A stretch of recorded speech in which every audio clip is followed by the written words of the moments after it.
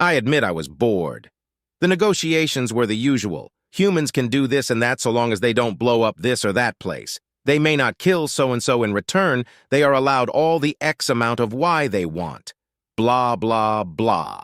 The air conditioning in my suit malfunctioned, and the damn thing was getting stuffy, which did not improve my mood at all. So when recess was called, I decided to step out and see Konasi for myself. For those of you that don't know or don't care, the Kandar are still very sore about our first contact. They fear us, yes, but below that layer of fear is a simmering hatred. Kinda like a child has against his parents when they ground him. Anyway, I'm strolling along the city streets, the locals giving me and my bodyguard a wide breadth when I stumble upon a Cineplex. Normally I wouldn't be interested, but the title of one caught my eye. 19. First Contact. I ask the fellow at the ticket booth, and he tells me that it's about when the humans first made contact with his race in the ensuing war. Which is weird because the history books don't mention much about a war. So after he's done urinating himself, I decide to purchase a pass to watch this bit of comedy. And that was when I saw how exaggerated the stories of our race have gone. The average human movie is at most 3.5 hours long. Kandar flicks last longer, and this little number was a whopping 6.7 hours. Thankfully, it was already starting, so I did not have to see the previews. The room was darkened and was relatively conditioned, so I opted to remove my helmet. Something I know I should not have done, but hey, it was dark. Everyone was focused on the opening parental advisory and reminder to shut off all extra-source communication devices. To take more caution, I sat in the back where no one was positioned, so I believe no harm was done. It felt nice to cool down. It started as your typical film. We Xanon, that's what they call themselves, like us calling ourselves human, have always looked up for our answers. We sought life out there in the galaxy, and the very souls we reached out to reached back to us. In time, we thrived. In time, we established ourselves as a major power everywhere in the known verse, except the Veil. Then it cuts to our section of the galaxy, which of course looks nothing like it really was.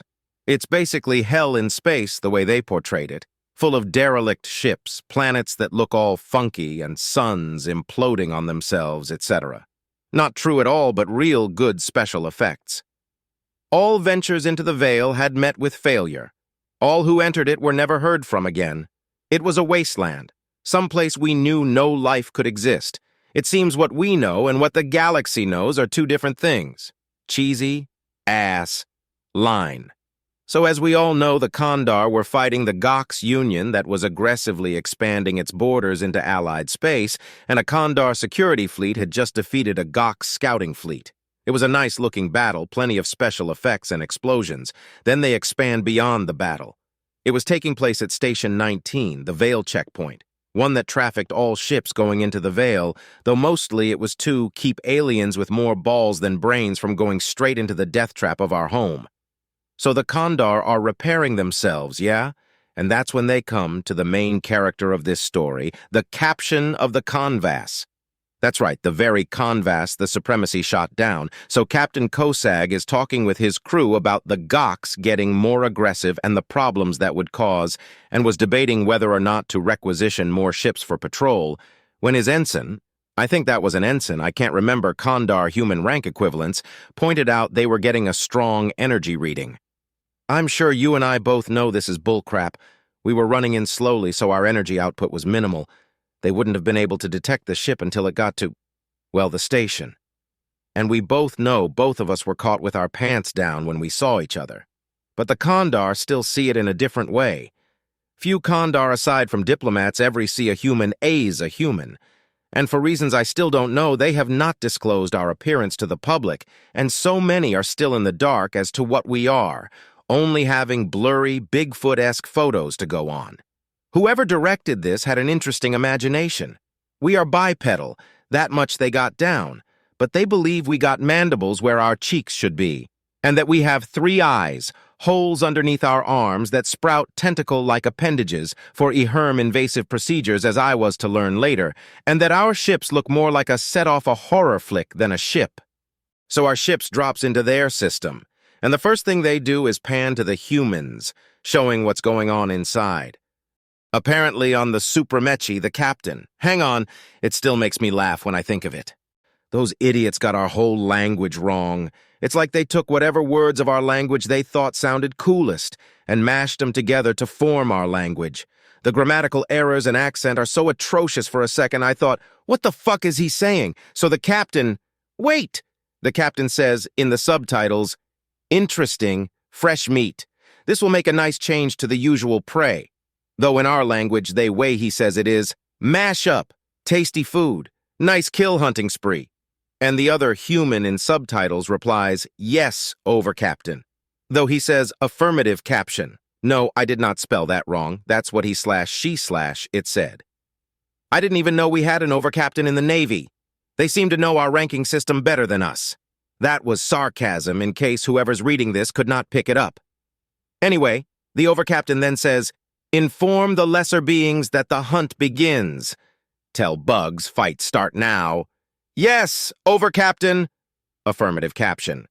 So the good guy Kosag takes action and aligns the fleet in a pincer formation preparing to fire, when the captain of the fleet, some fat guy, tells him not to fire.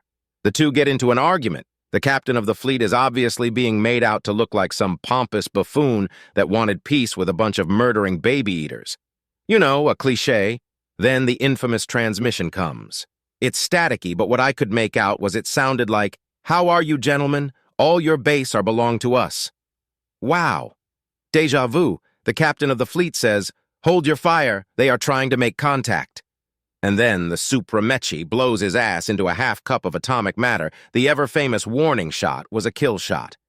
Kosag takes control of the fleet and orders everyone to open fire, doing a lot of cosmetic damage to the ship's front end. And the, Supramechi goes all out, blasting nearly the entire fleet to scrap in a matter of minutes. And there's a lot of scenes of Kondar dying horrifically, like getting burned, exploded, torn if half from shrapnel, getting sucked out into space, getting vaporized by a plasma shot.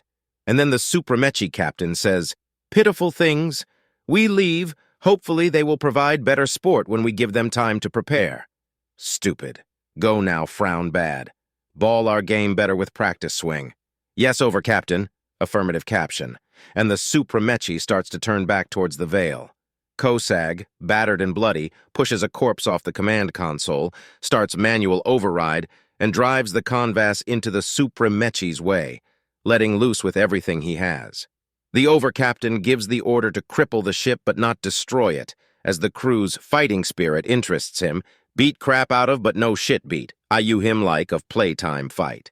And so the Supramechi blasts the Convas with its main cannon, which we know was not placed on the front, and blasts the ship aside but doesn't outright destroy it. Kosag then is informed life support, and damn near everything but the engines is shot to hell, and he decides to abandon ship, but not before he rigs the Convas to do a suicide charge right into the Supramechi's side. The Convas explodes, causing the shields to drop and causing a sizable dent in the Supramechi. Afterwards, Kosag falls unconscious and the screen goes black. The crowd is silent for a moment. The only thing you could. He was me trying to hold back my giggling. Damn, that was funny. Thank Jebudalahind, no one heard me.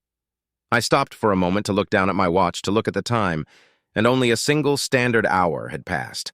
I had to sit through 5 more hours of this? I didn't know whether to laugh or cry. I didn't get a choice as the film resumed. Kosag coming to in a medbay of a Kondar cruiser, the Konkin, I think it was called.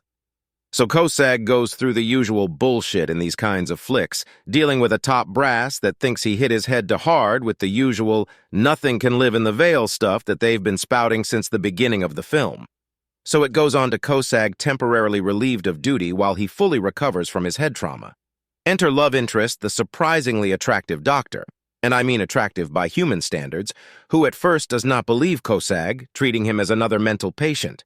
But as the scene keeps shifting to the supremacy glassing made-up planets, people obviously are starting to get suspicious, including the doctor, who starts asking about this phantom ship.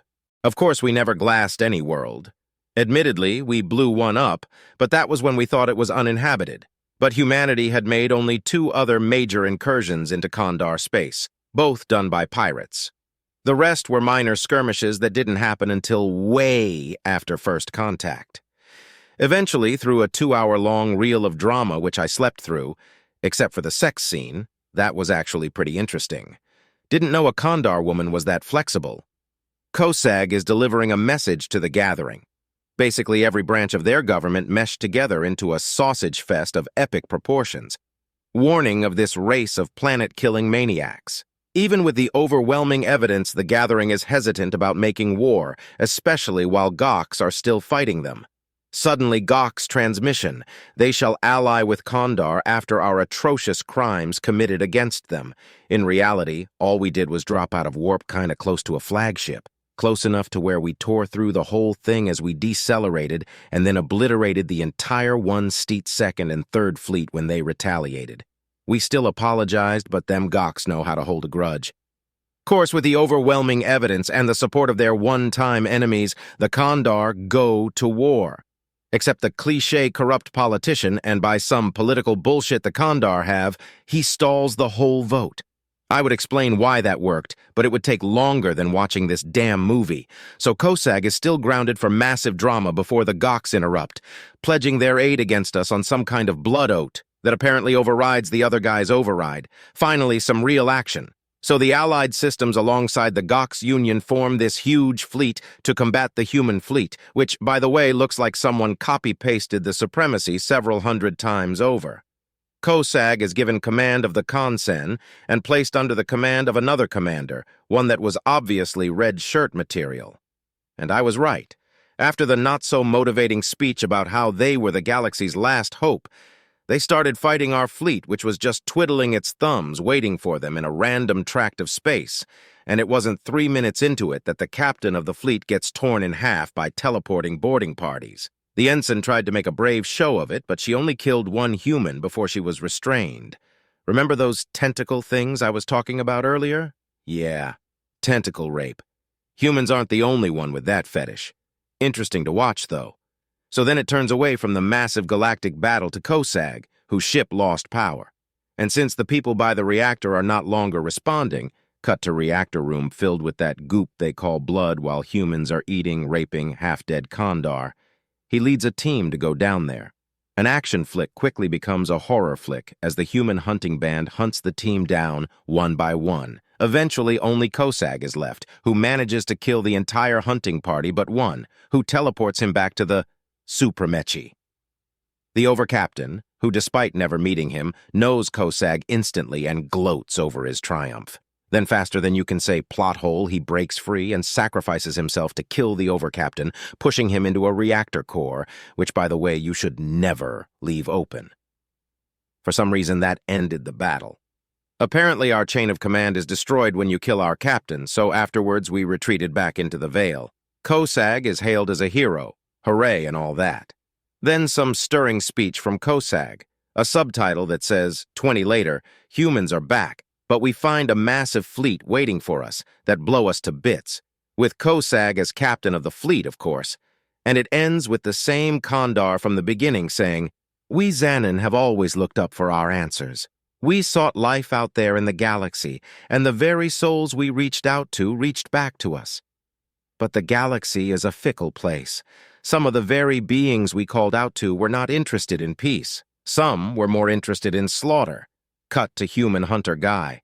Some in sport. Cut to overcaptain. But we Xanon shall prevail. We have before, we have now, and we always shall." And then the rolling credits play as the lights slowly come back on. I fumble to get my helmet back on before anyone turns, and it clicked into place thankfully quick. The Kandar seem oblivious to me, talking among each other what they thought of the movie. I thought it was all right. Never thought of humans as looking like that, but damn, they look ugly. COSAG never did any of that, though. I thought he retired a drunk. Well, you know these movie producers, big on action, little on history. I liked the movie. For once it shows us fighting back. I couldn't resist. I thought it was a load of crap. I mean, is the guy dead or not? When everyone looked at me, I couldn't help but crack a smile. Of course, they couldn't see it under my helmet. That's probably what got them all screaming and running out of the Cineplex. I certainly had fun for one evening. Later on, it became a cult classic because of some rumor spread that all who watch the movie and talk bad about it will then die from angry human spirits bound to the essence of the film or something. Wonder how that got started. I think I'll ask for a copy of that film during the next meeting. Taken from the Journal of T. Rolfeck, currently promoted to Chief Diplomat.